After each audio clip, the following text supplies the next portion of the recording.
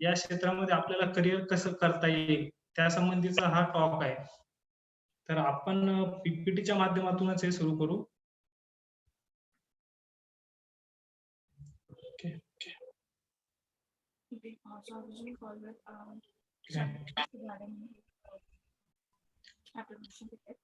सर्वांना एक रिक्वेस्ट आहे, प्लीज सर्वांनी म्यूट करा. तर ओके. हा माझा इंट्रो. मी बेसिकली बुलढाण्याचा आहे, केळवदचा. म्हणजे माझे रुरल बॅकग्राऊंडच आहे आणि मला सांगितल्याप्रमाणे होस्टने की मोस्ट ऑफ दी जण जॉईन होणारे हे रुरल बॅकग्राऊंडलाच बिलॉंग करतात. तर मीही एका खेड्यातूनच आलोय आणि आता मी सध्या एम.फिल करतोय Tata institute of social science मधनं डेव्हलपमेंट स्टडीज या विषयामध्ये. आणि माझं पोस्ट ग्रॅज्युएशन हे डिफेन्स अँड स्ट्रॅटेजिक स्टडीज या विषयामधून झालंय, सावित्रीबाई फुले पुणे विद्यापीठामधून. हा विषय मोस्ट ऑफ द जणांना नवीन असेल किंवा फर्स्ट टाइम ऐकत असतील ते, तर हा विषय काय आहे, त्याच्यासाठी अप्रोचेस काय आहेत आणि त्याच्या करिअर ऑपॉर्च्युनिटीज आपल्याला काय आहेत, ते आपण या टॉक मध्ये समोर बघणारच आहोत. आणि माझा अभ्यासाचा विषय आणि इंटरेस्ट विषय म्हणजे आपले संरक्षण धोरण किंवा फॉरेन पॉलिसी याचा सोशल सेक्टरवरती म्हणजे स्पेशली ऍग्रिकल्चर, एज्युकेशन आणि हेल्थ या सेक्टरवरती आपल्या संरक्षण धोरणचा आणि फॉरेन पॉलिसीचा काय परिणाम होतो. म्हणजे एखादी जर ज्यावेळेस आपली परराष्ट्र धोरणाचं एखादा कुठल्याही देशासोबत एखादं अग्रीमेंट साईन होतं किंवा एखाद्या मिनिस्टरची, प्राईम मिनिस्टरची व्हिजिट असते, तर त्यावेळी त्याचे काय इम्प्लिकेशन होतात त्याचा मी अभ्यास करतोय टीस मध्ये. तर हा माझा झाला इंट्रो. तर आपण सर्वात अगोदर हे समजून घेऊ स्ट्रॅटेजिक स्टडीज म्हणजे नेमकं काय.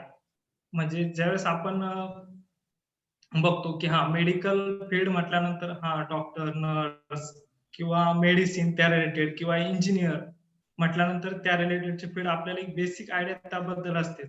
पण हा एक नवीनच विषय, म्हणजे प्रत्येक मोस्ट ऑफ द जणांसाठी हा एक परकाच विषय. तर मग त्यासाठी आपण सर्वात अगोदर हे समजून घेऊ स्ट्रॅटेजिक स्टडीज म्हणजे सामरिक शास्त्र किंवा आंतरराष्ट्रीय राजकारण काय असतं आणि त्याचे काय आपल्यावरती परिणाम होतात. तर एक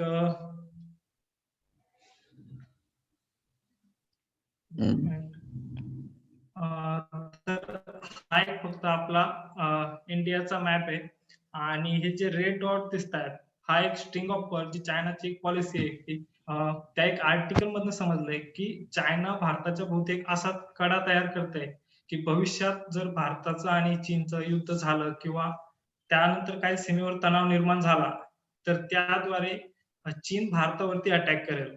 म्हणजे भविष्यात चीनसाठी 10 वर्षानंतर किंवा 15 वर्षानंतर आज जरी भारत आणि चीनचं कंपॅरिझन नसलं होत तरीही चीनला याची नक्कीच जाणीव आहे की 10 ते 15 वर्षानंतर एशिया खंडामध्ये भारत हा चीनसाठी एक खूप मोठा चॅलेंज असणार आहे, म्हणजे कॉम्पिटेटिव्ह कंट्री असणार आहे. तर त्याला भारताला टॅकल करण्यासाठी म्हणजे भारताला तिथं थांबून ठेवण्यासाठी किंवा भारताचे आपण जे म्हणतो की त्याच्यावर आवर घालण्यासाठी चीनची ही पॉलिसी आहे. तर या पॉलिसीद्वारे म्हणजे भविष्यात जर असा कधी युद्ध झालं किंवा सीमेवर तणाव झाला तर या सर्व भागातून चीन भारतावरती अटॅक करण्याची भीती आहे. आणि हा दूरदृष्टिकोन म्हणजे स्ट्रॅटेजिक स्टडीज असते. म्हणजे ह्या सर्व विषयांचा अभ्यास करणं, याच्यावर संशोधन करणं, म्हणजे ही स्ट्रॅटेजिक स्टडी किंवा सामरिक शास्त्र असतं. की सीमेवरचे तणाव की जे आज आपल्याला दिसत आहे, आज जरी सीमेवरती आपल्या शांतता असते तर 5 वर्षानंतर, 10 वर्षानंतर, 15 वर्षानंतर की ज्यावेळेस जगाचे समीकरण हे पूर्णपणे वेगळे असतील, तेव्हा त्यावेळेसचे जग कसं असेल त्याचा अभ्यास करणे म्हणजे स्ट्रॅटेजिक स्टडीजचा अभ्यास करणे. आणि त्या फॉरेन पॉलिसीचा आणि संरक्षण धोरणाचा किंवा परराष्ट्र धोरणाचा आपण अभ्यास का करावा, त्याचं एवढं इम्पॉर्टन्स का आहे.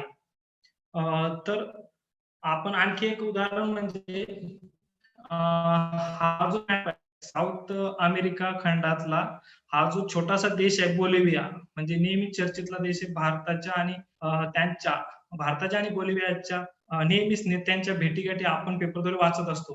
तर त्या इतका हा दूरचा देश जवळजवळ 15,000 किलोमीटर असणारा देश भारतासाठी इतका का महत्वाचा आहे?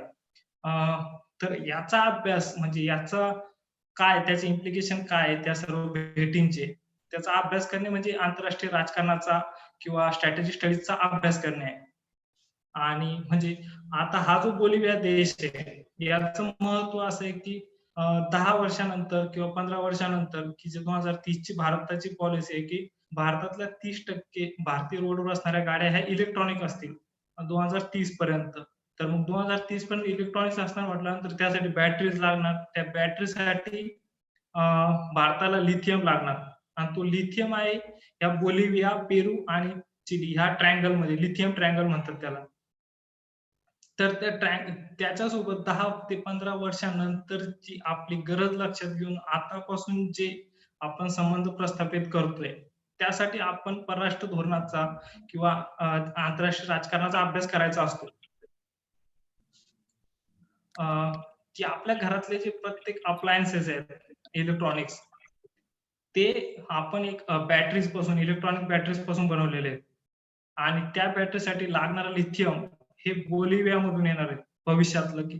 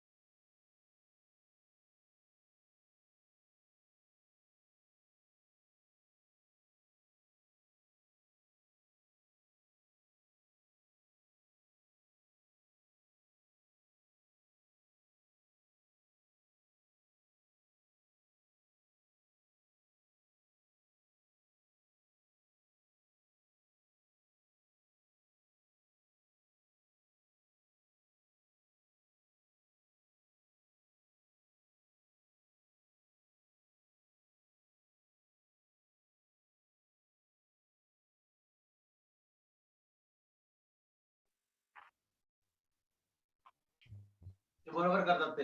हॅलो, ते फक्त स्पीकर नेटवर्क व्हिडिओ तुषार सोनूने तुमचा व्हिडिओ ऑडिओ बंद करा.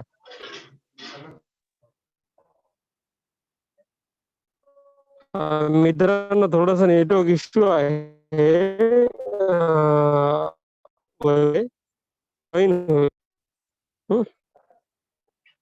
असतील तर तुम्ही चॅट बॉक्स मध्ये टाकू शकता. सेशन सुरू असताना पण काही प्रश्न असू शकतील तर ते तुम्ही विचारू शकता. तुम्ही प्लीज आणि हे व्हिडिओ वगैरे ऑडिओ म्यूट करून ठेवा.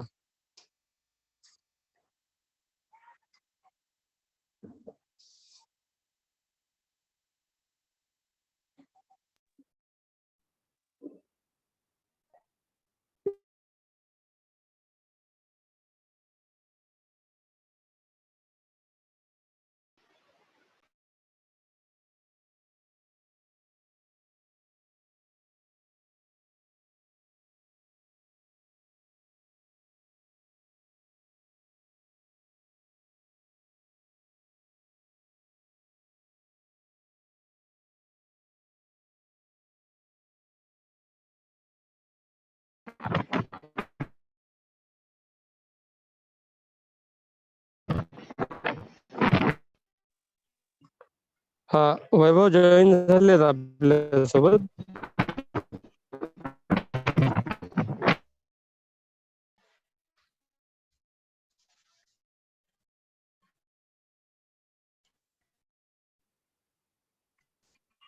वैभव प्लीज.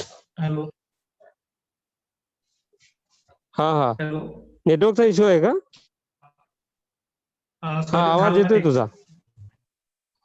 ओके. एक्स्ट्रीमली सॉरी बरं का. तर हा जो बोलिव्हिया आहे आणि ओके भारतातली नीट तुमचं प्रेझेंटेशन सुरू करू शकता. पीपीटी.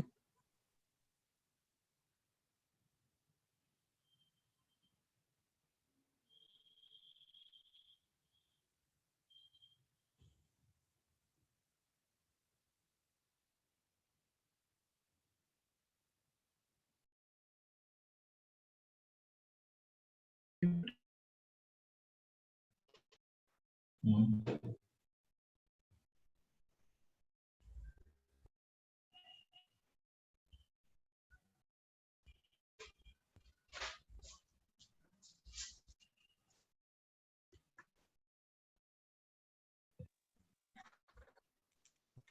वैभव.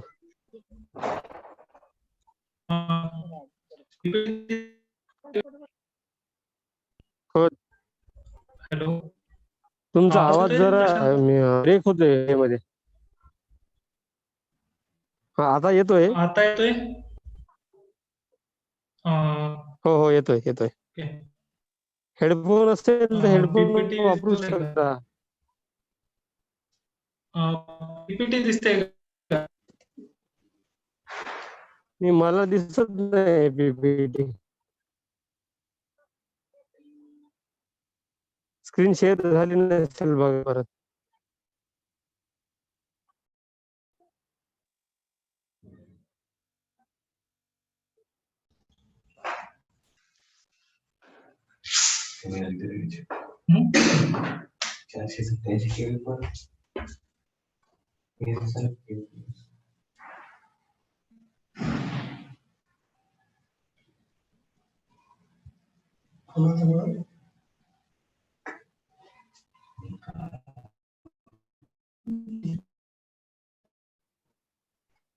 आता पीपीटी दिसते.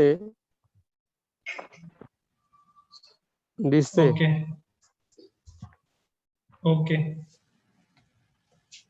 Yes please. आवाज येतोय? हो येतोय येतोय. ओके.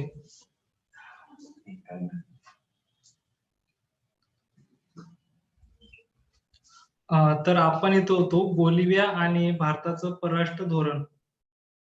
तर हा असतो परराष्ट्र धोरणाचा भाग.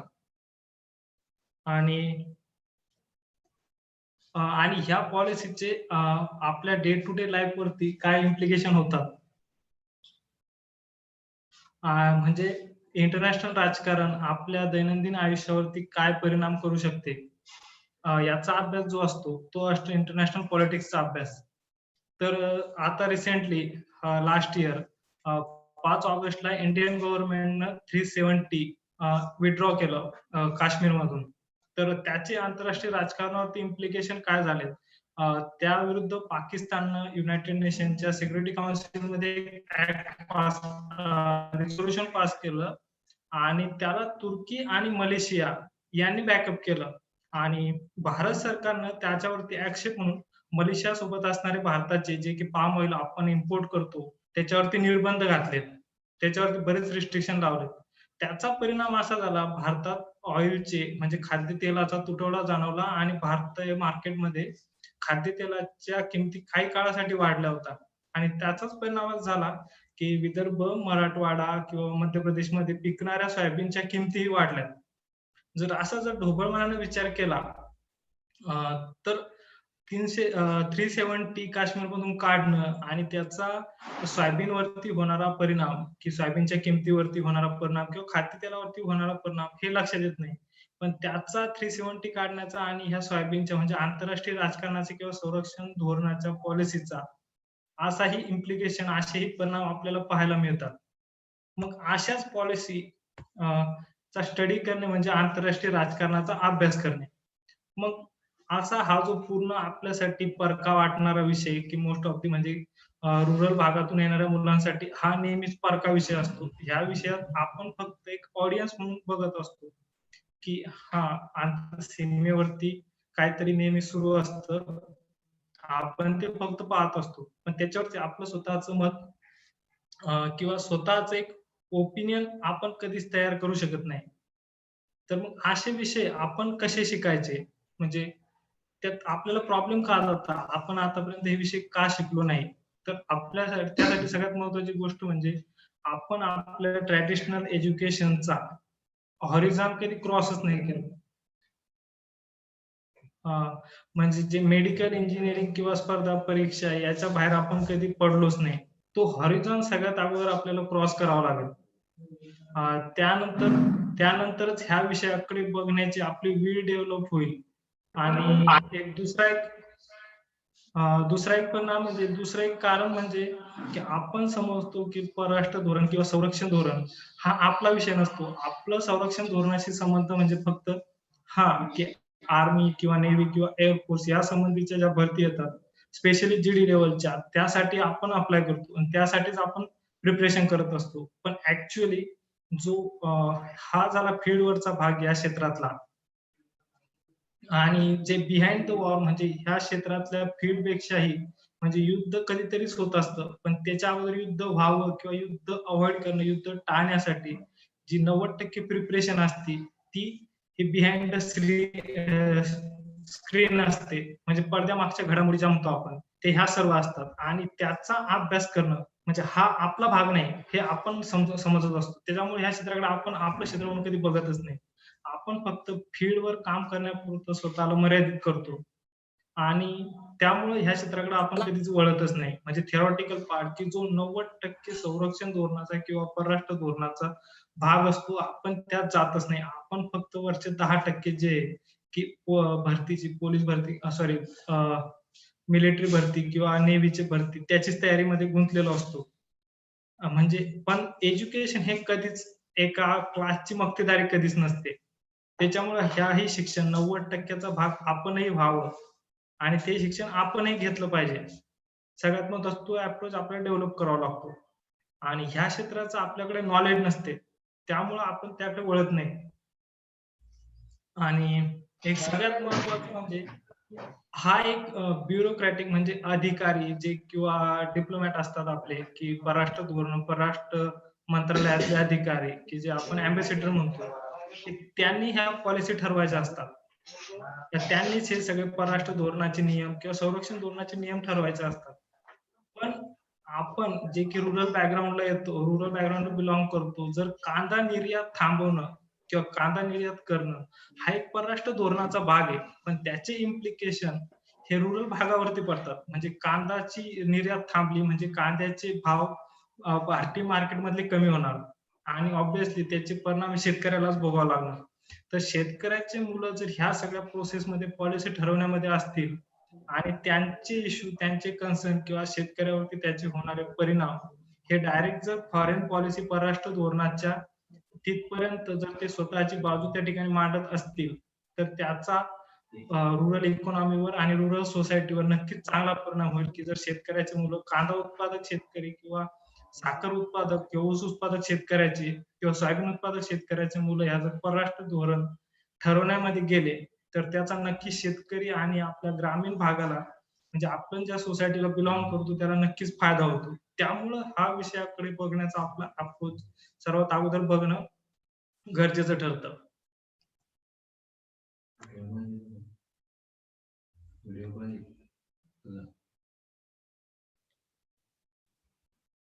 हां.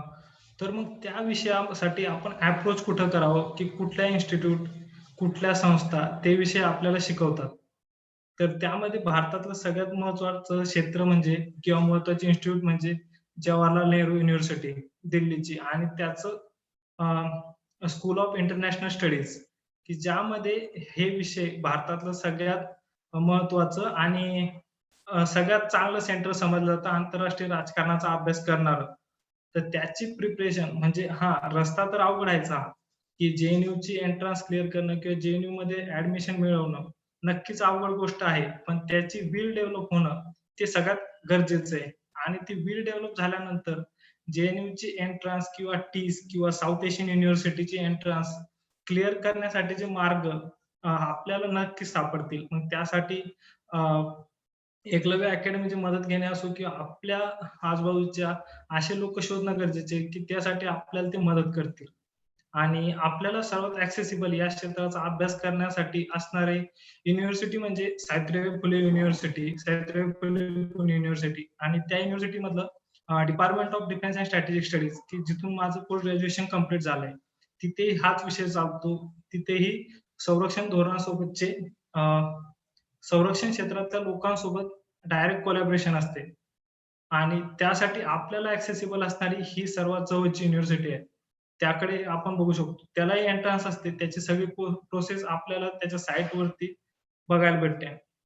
आणि यामध्ये एक असणारी ओपी जिंदाल युनिव्हर्सिटी ही एक प्रायव्हेट युनिव्हर्सिटी आहे आणि ह्या युनिव्हर्सिटीचं एक वैशिष्ट्य म्हणजे आपण ह्या युनिव्हर्सिटी बद्दल ऐकलेलं नाही, पण संरक्षण धोरणामध्ये म्हणजे जे आपण 90% चा अगोदर विषय केला, की 90% या क्षेत्रामध्ये काम करणारे लोक किंवा बिहाइंड द स्क्रीन किंवा थिंक टँक मध्ये किंवा परराष्ट्र धोरणाचा थेरॉटिकल अभ्यास करणारे लोक ज्या संस्था आहेत तिथे काम करणारे मोस्ट ऑफ द जण ह्या युनिव्हर्सिटीला बिलॉंग करतात. म्हणजे ओपी जिंदाल युनिव्हर्सिटी ही एक प्रायव्हेट युनिव्हर्सिटी आहे आणि तिथं फक्त एक स्पेसिफिक क्लासच तिथं शिकतो आणि त्यामुळे परराष्ट्र धोरणाची पॉलिसी ठरवताना थिंक टँक मध्ये हाच एक स्पेसिफिक क्लास आपल्याला बघायला भेटतो आणि अशा बऱ्याच इन्स्टिट्यूट आपण शोधल्या तर नक्कीच सापडतात. मग हे सर्व क्षेत्र शिकून ह्या सर्व क्षेत्रांचा अभ्यास करून आपल्याला त्यामध्ये नेमक्या करिअरच्या संधी कुठं दिसतात? म्हणजे आपण ज्या सोसायटीला बिलॉंग करतो, त्यामध्ये तुम्ही काय शिकताय, कुठपर्यंत शिकताय, यापेक्षा तुमचं शिक्षण जोपर्यंत तुम्हाला फायनान्शियली स्टेबल करत नाही, तोपर्यंत ते शिक्षण निरुपयोगी समजलं जातं. म्हणजे तुम्ही कुठल्याही क्षेत्रातले काय म्हणजे एम-फिल करा, पी-एच-डी करा, काहीही करा. जोपर्यंत तुम्हाला ते फायनान्शियल हेल्प करत नाही, तोपर्यंत ते निरुपयोगी सोसायटी ठरवते, जे की नसतं. मग त्यासाठी सगळ्यात करियर ऑप्शन काय असतील या क्षेत्रांचा अभ्यास करून? फक्त अभ्यास करण्याच हे नाही, आपल्यासमोर त्या क्षेत्रातल्या अपॉर्च्युनिटीज काय आहे ते समजून घेणं गरजेचं आहे. तर यामध्ये ज्या थिंक टँक आहेत, या क्षेत्रात काम करणार आणि ह्या थिंक टँकमध्ये काम करणं म्हणजे काय असे म्हणजे आपण म्हणतो की हे फर्स्ट टाइम ऐकतो आपण त्यामध्ये काम करणं ही त्याहीपेक्षा अवघड गोष्ट. पण असं काही नाही, की थिंक टँक जे आहेत, की ह्या थिंक टँकमध्ये काम करत तुम्ही जस्ट पोस्ट ग्रॅज्युएशन करत असता तुमचं किंवा एम-ए किंवा एम-एस जे काय करसाल त्या ग्रॅज्युएशन नंतर. तर ते ग्रॅज्युएशन करताना तुम्ही सहज जर तिथं कुठल्याही थिंक टँकला ॲज अ स्टुडंट म्हणून अप्लाय केलं इंटर्नशिपसाठी 1 महिना 2 महिने तर सहज ते तुम्हाला अप्रूव्ह करतील इंटर्नशिप आणि इंटर्नशिप म्हणजे as a intern to employee shift होणं त्या थिंक टँकमध्ये खूप सोपं असतं. त्यामुळेच ते ओपी जिंदाल किंवा जेएनयूची मुलं त्या क्षेत्रात जास्त दिसतात.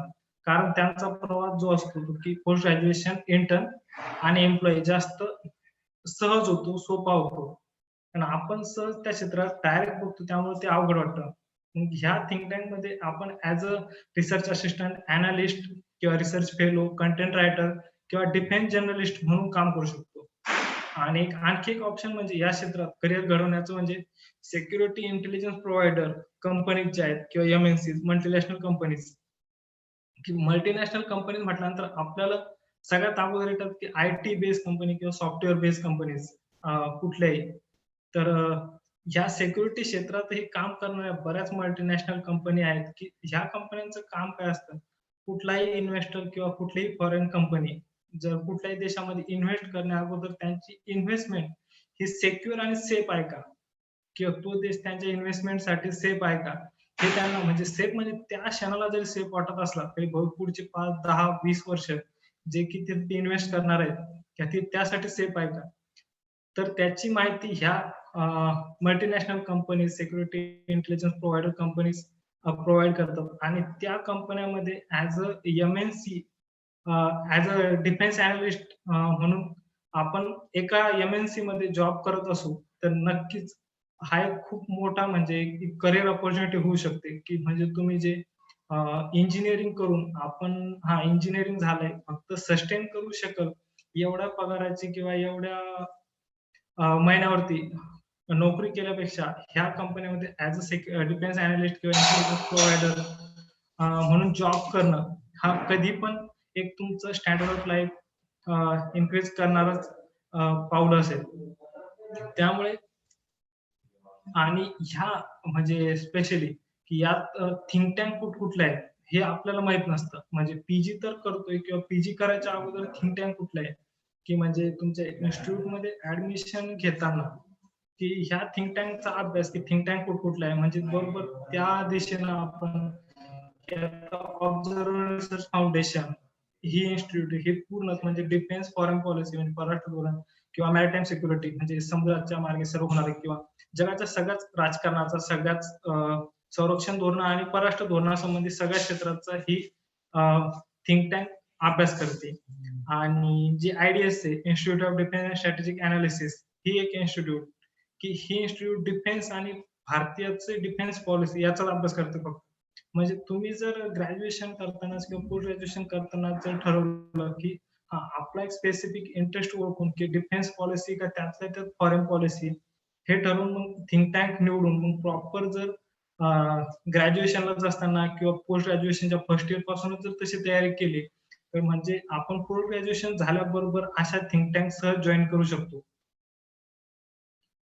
नंतर क्लॉज गेटवे हाऊस ह्या आपल्याला ऍक्सेसिबल आपल्या जवळच्या आणि नॅशनल मॅरिटाईम फाउंडेशन ह्या ज्या इन्स्टिट्यूट आणि अशा बऱ्याच की शोधल्यानंतर तुम्ही पीजी करत असताना तुम्हाला सहज उपलब्ध होतील, सहज भेटतील अशा थिंक टँक की ज्यामध्ये आपण चांगल्या प्रकारचं म्हणजे आपलं जे की ट्रॅडिशनल एज्युकेशन घेऊन जी आपलं करिअर आपण घडवू शकतो त्याही पेक्षा कितीतरी चांगल्या प्रकारचं आणि पोस्ट ग्रॅज्युएशन किंवा ग्रॅज्युएशन झाल्याबरोबर अशा थिंक टँक आपण जॉईन करू शकतो. तर हा झाला फक्त आपल्या बेसिक या क्षेत्राचा इंट्रोडक्शनचा पार्ट. या संबंधी कोणाचे काही क्वेश्चन असतील तर ते आपण घेऊ शकतो आता, कारण 30 मिनिटाचं आपलं प्रेझेंटेशन 30 मिनिटाची ही टॉक होती, त्यानंतरचा आपला पूर्ण वेळ हा क्वेश्चन साठीच असणार आहे.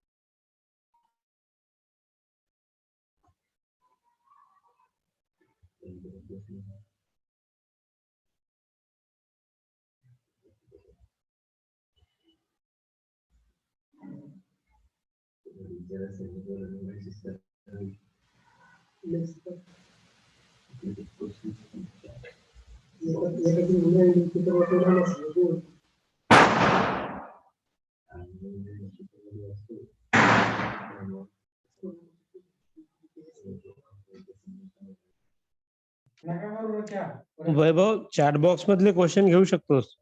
Okay. Yes, please chat box मध्ये क्वेश्चन्स टाका तुमचे, म्हणजे वन बाय वन घेता येईल.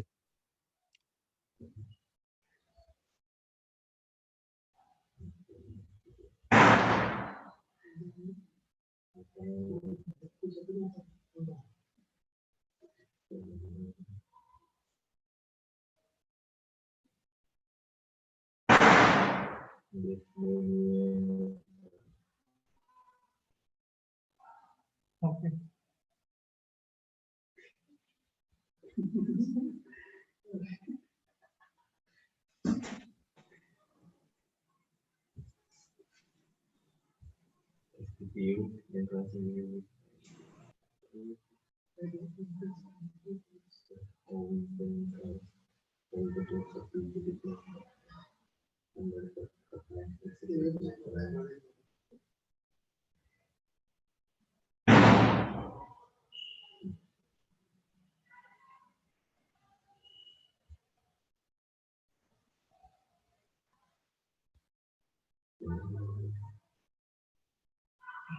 तर एक question Aniket Palkar, MNC multinational companies defence अनालिस्टले जॉब इंडिया बेस्ड असतात की आउट ऑफ साईट इंडिया? तर ह्या MNC इंडिया म्हणजे त्या जरी रजिस्टर आउट ऑफ इंडिया असल्या किंवा त्यांचं हेडक्वार्टर जरी आउट ऑफ इंडिया असलं तरी त्यांचं काम हे त्यांचं सेंटर एक इंडियामध्ये असतंच. आणि इंडियामध्ये स्पेशली बेंगलोर, पुणे आणि दिल्ली ह्या शहरामध्ये ह्या MNC चे हेड ऑफिसेस आहेत. आणि हा जॉब इंडिया बेसच असतो, इंडियामध्येच असतो. आणि म्हणजे त्याचं कामाचं क्षेत्र जरी भारताच्या बाहेरचं असलं तरी त्याचा जॉब हा फक्त इंडियामध्ये राहूनच असतो.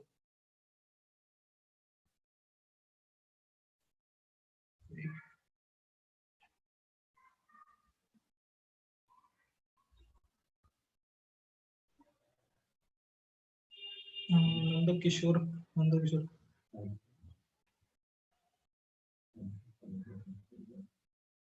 ओके. अनिकेत पालकरचा आणखी एक क्वेश्चन आहे. SPPU entrance eligibility course curriculum बद्दल सांगावे. त्याची सर्व माहिती पुणे युनिव्हर्सिटीच्या म्हणजे सावित्रीबाई फुले पुणे युनिव्हर्सिटीच्या डिफेन्स स्टडीजचं जे डिपार्टमेंट आहे त्याच्या साईट वरती सर्व म्हणजे एंट्रन्स तुम्ही एलिजिबल असता का नाही म्हणजे मी त्याची सहज एक माहिती सांगू शकतो की तुमचं ग्रॅज्युएशन कुठल्याही टॉपिक मध्ये म्हणजे तुम्ही कुठल्याही बॅकग्राऊंडचे असतात त्या डिफेन्स स्टडी डिपार्टमेंटला 2 पीजीचे कोर्सेस आहेत की जो department of defence and strategic studies हा कोर्स फक्त ज्यांचं ग्रॅज्युएशन डिफेन्स स्टडीज मधून झालंय त्यांच्यासाठी आहे. आणि दुसरा पण एक कोर्स आहे म्हणजे सेम सिलेबस करिक्युलम सर्व सेम आहे. तर त्या कोर्ससाठी सर्व कुठल्याही बॅकग्राऊंडचे म्हणजे इव्हन इंजिनियर मेडिकल बॅकग्राऊंडचे BA बॅकग्राऊंडचे कुठल्याही बॅकग्राऊंडचे लोक एलिजिबल असतात. आणि त्याची एंट्रन्स प्रोसेस किंवा त्याचं नोटिफिकेशन मे जून या पिरियड मध्ये म्हणजे ज्यावेळेस ग्रॅज्युएशनचे रिझल्ट लागतात त्यावेळेस त्याची प्रोसेस स्टार्ट होते. आणि एक 12वी नंतरही पुणे युनिव्हर्सिटीचा म्हणजे डिफेन्स स्टडीज डिपार्टमेंटचा एक इंटिग्रेटेड कोर्स आहे 5 वर्षाचा 12वी नंतरचा.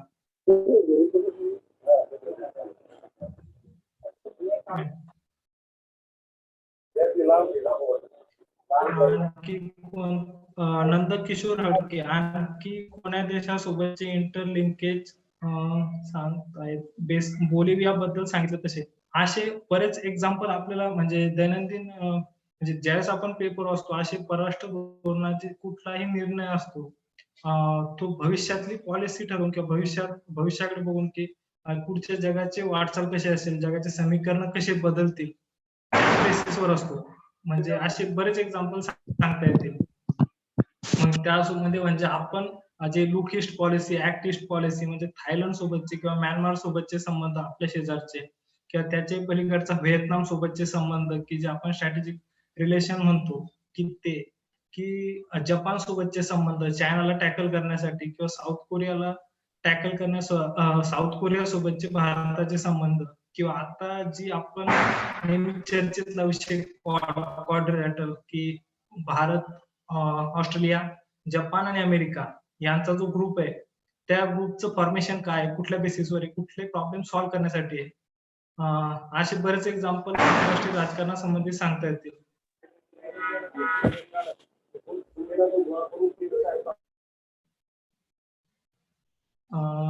यस महेश पाकिस्तानने आता 26/11 मधले काही दहशतवादी पकडलेत याचं विश्लेषण करा. काही हिडन अजेंडा वगैरे असू शकतो का? तर हा खूप मोठा विषय आहे. म्हणजे हा या टॉपचा भाग नाही. याचं विश्लेषण जर करायचं असलं तर ते सर वेगळ्या एका स्पेसिफिक लेक्चर मध्ये करता येईल. तर त्याबद्दल सॉरी ते आपण इथे नाही करू शकत.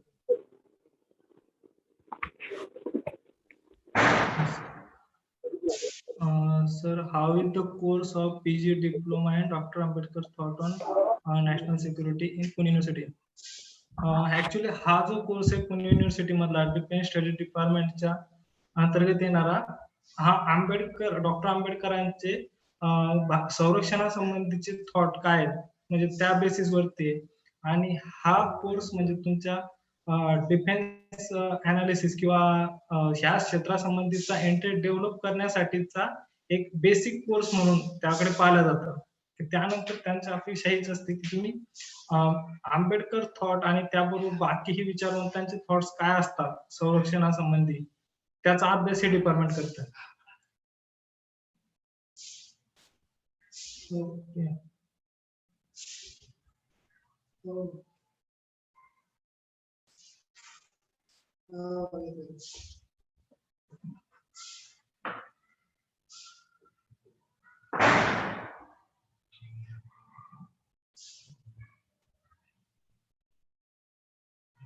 चॅट बॉक्स मधले क्वेश्चन झालेत. प्रशांत एक क्वेश्चन काहीतरी कुठला आहेत स्ट्रिंग ऑफ पर्ल मध्ये कोणता आहे माहित पडू शकेल, म्हणजे माहित नाही किती रिलेव्हंट आहे.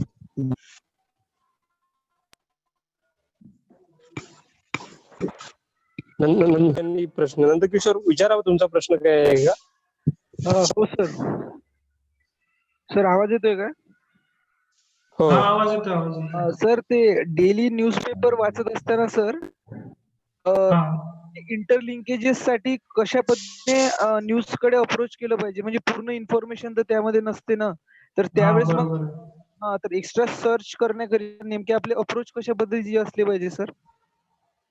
ओके. म्हणजे फॉर एक्झाम्पल हा आता समजा चायना बद्दलच म्हटलं तर समजा चायना पाकिस्तान इकॉनॉमिक कॉरिडॉर बद्दल एक न्यूज येत असते की ती याच्यामधून जात आहे, म्हणजे पाकिस्तान ऑक्युपाईड काश्मीर मधून जात आहे.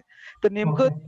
ही न्यूज वाचल्यानंतर मग आपले इंटरलिंकेजेस कसे बांधायचे, की इकॉनॉमिकल गोष्टीवर कसा इम्पॅक्ट पडू शकतो, बरोबर किंवा आहे. future मध्ये मग समजा त्यांच्यासोबत ज्या टाईज असेल त्या कशा पद्धतीच्या करायच्या, तर आपण मग अप्रोच कसा बिल्ड करायचा किंवा सर्च करायचं असेल तर नेमकं कोणकोणते अप्रोच ओके. ठेवून सर? ओके. हा, तर अशा म्हणजे आपण जे परराष्ट्र धोरणाची कुठलीही पॉलिसी बघतो किंवा संरक्षणाची कुठलीही पॉलिसी बघतो, तर ती म्हणजे परराष्ट्र धोरणाचा कुठलाही निर्णय हा फक्त एका दिवसाचा किंवा एका क्षणाचा नसतो. म्हणजे तो एक भविष्याकडे बघून एक स्पेसिफिक म्हणजे त्या दिशेने केलेली एक वाटचाल असते. म्हणजे ती बघतो. तेवढीच जरी असली त्याचे लिंकेज बरेच आपल्याला मागं पाहायला भेटतात आणि त्याचीही ती न्यूज इन ट्रान्झिशन असल्यामुळे त्याचे इम्प्लिकेशन भविष्यात आपल्याला पेपरमध्ये वाचायला भेटते. म्हणजे याचा म्हणजे एक महत्वाचा सोर्स म्हणजे तुम्ही जो पेपर वाचताय किंवा त्या संबंधीच्या न्यूज वाचताय, तर त्याचा कंटिन्युअसली फॉलोअप घेणं आणि म्हणजे कंटिन्युअसली ती न्यूज म्हणजे तुम्ही आज जर वाचली तर ती नंतर किंवा 1 महिन्यानंतर ज्यावेळेस आणि किंवा त्याच देशाच्या नेत्यांची व्हिजिट इंडियाला होईल किंवा इंडियाच्या नेत्यांची व्हिजिट त्या देशाला होईल, त्या न्यूजचा समोरचा पार्ट आपल्याला तिथं वाचायला भेटतो किंवा तिथं पाहायला भेटतो. त्यामुळे तशा पद्धतीने ती न्यूज फॉलो केल्या जाऊ शकते.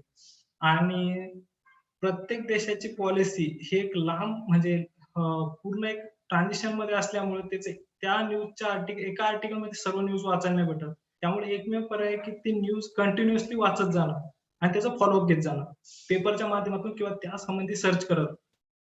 आणि त्याचे जे इम्प्लिकेशन म्हणजे आपण जे म्हणतो की इकॉनॉमिक पॉलिसी किंवा डिफेन्स पॉलिसीवरती त्याचे परिणाम काय होतात, तर हे नक्कीच त्या संबंधीचे बरेच आर्टिकल जर एक कुठल्याही एका पेपरला जर संरक्षणाचं धोरणावर जर त्या देशाची पॉलिसी डिस्कस केली असेल, तर दुसऱ्या पेपरला इकॉनॉमिक संबंधी त्या फॉरेन पॉलिसीचे इकॉनॉमिक परिणाम काय असतील किंवा लोकल मार्केटवरती किंवा त्याचे दोन देशाच्या संबंधावरती काय परिणाम होतात, तसंच आर्टिकल दुसऱ्या पेपरला त्याच दिवशी आलेलं असतं त्या 1-2 दिवसात. त्यामुळं संबंधीच्या 2-3 पेपरच्या न्यूज वाचल्यानंतर त्याचे बरेच डायमेन्शन कव्हर होतात.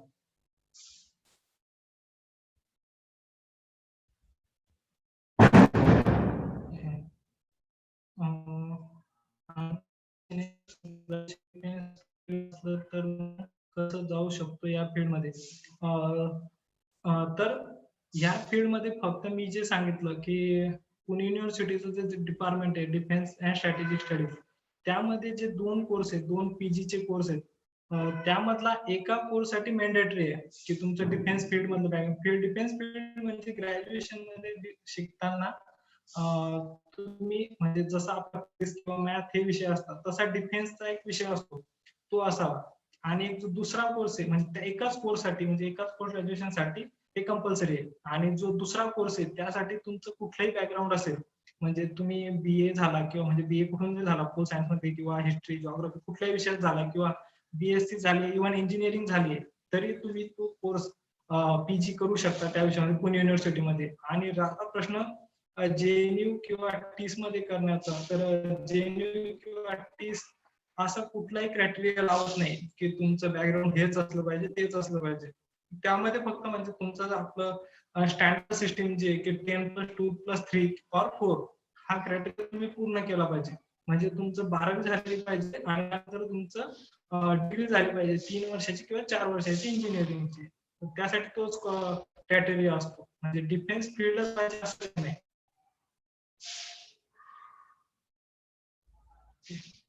योगेशचा प्रश्न आहे ग्रॅज्युएशन नंतर डिफेन्स फील्ड मध्ये कसे एंटर व्हावे.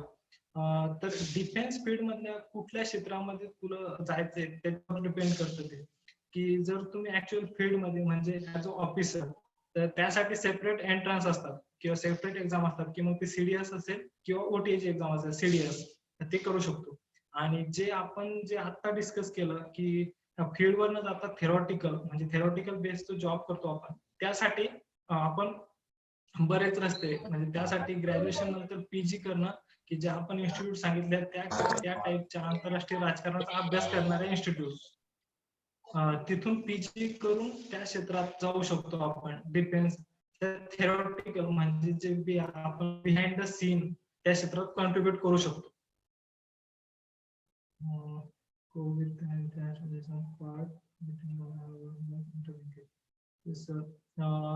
टीस नेट एंट्रन्स एक्झाम साठी इंग्लिशचा अभ्यास कसा करायचा, त्यासाठी कोणते बुक रीड करायचे. तर टीस किंवा जेएनयू किंवा अजिम प्रेमजी युनिव्हर्सिटी आज किंवा IIT या इन्स्टिट्यूटच्या प्रिपरेशन साठी एकलव्य अकॅडमी नेहमीच मार्गदर्शन करते. तर आपण त्या संबंधी तसा म्हणजे एकलव्य अकॅडमी सोबत कॉन्टॅक्ट डेव्हलप करून टीसच्या प्रिपरेशनची पूर्ण टीसची एंट्रन्सची प्रिपरेशन पूर्ण करू शकतात. आणि म्हणजे इंग्लिशचा अभ्यास कसा करावा त्यापेक्षा पूर्ण एंट्रन्सचा अभ्यास कसा करावा याची चांगली माहिती आपण एकलव्य सोबत कॉन्टॅक्ट डेव्हलप करून मिळवू शकतात.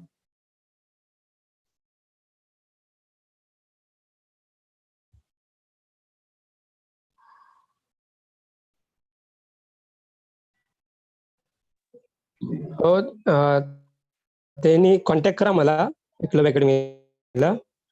आपण विद्यार्थ्यांची तयारी करत आहोत, तर मी नंबर दिला एक चॅट बॉक्स मध्ये, त्याच्यावर कॉन्टॅक्ट करू शकता.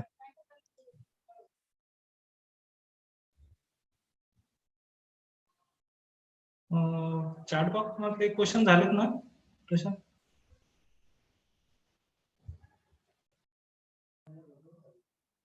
माझं थोडं लॉग आउट झालं होतं, मला काही क्वेश्चन दिसत नाहीये परत. तर हे म्हणजे कॉन्टॅक्ट साठी घेतले माझाही असेल तर नंबर आहे आणि एकलव्यचे नंबर ते प्रशांतला शेअर केला तसं तो हा, मी शेअर किंवा केलाय तो आता नंबर सेपरेटली शेअर केलाय ना. ओके.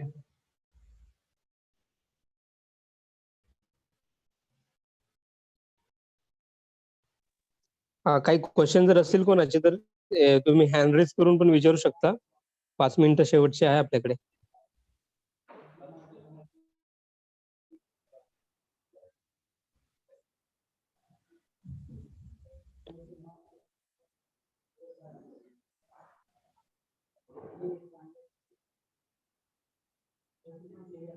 ठीक आहे, मला वाटतं काही क्वेश्चन नाही आहे, तर आपण समारोप करूया. थँक्यू सो मच वैभव. खूप म्हणजे एंगेजिंग सेशन होतं आणि हा कॉन्टॅक्ट आहेच वैभव दादाचे, तर तुम्ही वैभवला रीच आउट करू शकता याविषयी, या पर्टिक्युलर फील्ड विषयी काही तुमच्या क्वेरीज असतील तर. आणि प्रिफर करा की तुम्ही मेल किंवा मेसेज करा आधी. सो सगळ्या पार्टिसिपंटचे पण धन्यवाद. आणि वन्स अगेन वैभव खूप महत्वाच्या फील्डवर आणि फील्डविषयी सोप्या भाषेत, खरं तर खूप सोप्या भाषेत आणि दैनंदिन उदाहरणातून हे समजून सांगितलं. हा फील्ड म्हणजे खूप लोकांसाठी नवीनच आहे आणि बऱ्यापैकी क्युरियस होतो आम्ही पण हे सेशन ऐकण्यासाठी. आणि खूप वेगवेगळ्या गोष्टी पण कळाल्या, कसं अप्रोच व्हायच्या या गोष्टी. होप सगळ्यांना हे सेशन फायद्याचं ठरलं असेल. आणि तुम्ही कॉन्टॅक्ट मध्ये राहा एकलव्य अकॅडमीच्या, आणि विषयासंदर्भात काही क्वेरी असतील तर वैभवच्या कॉन्टॅक्ट मध्ये व्हा. थँक्स वन्स अगेन एव्हरीबडी, आणि सगळ्यांना दिवाळीच्या शुभेच्छा देऊन इथे थांबतो. थँक्यू.